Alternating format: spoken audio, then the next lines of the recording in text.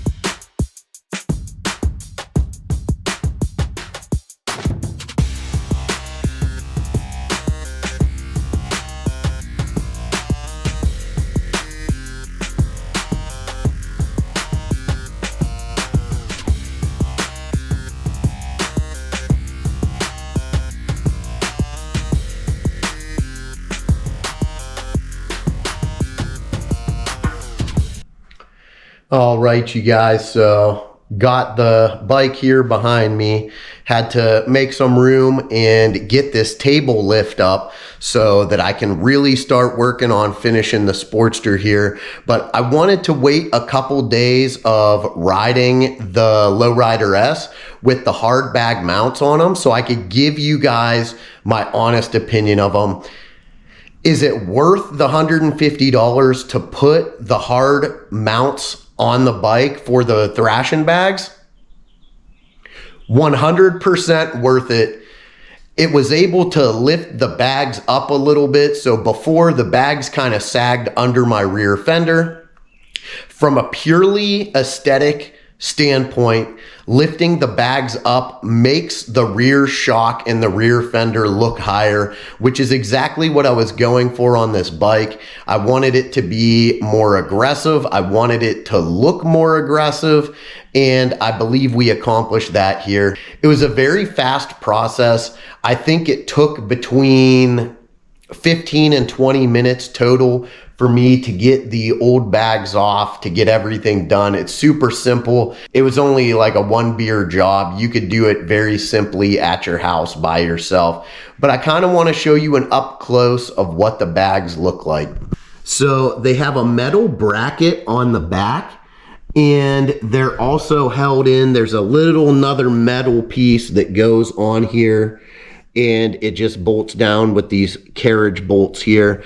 But I was still able to retain my quick detach backrest, which is the main reason why I went with these bag mounts, because I was able to remove and install the backrest very simply. That's exactly what I wanted to do here, was to be able to remove and install that backrest. The spacing in between here is very minimal. When the backrest is on, you can't see any gap at all here.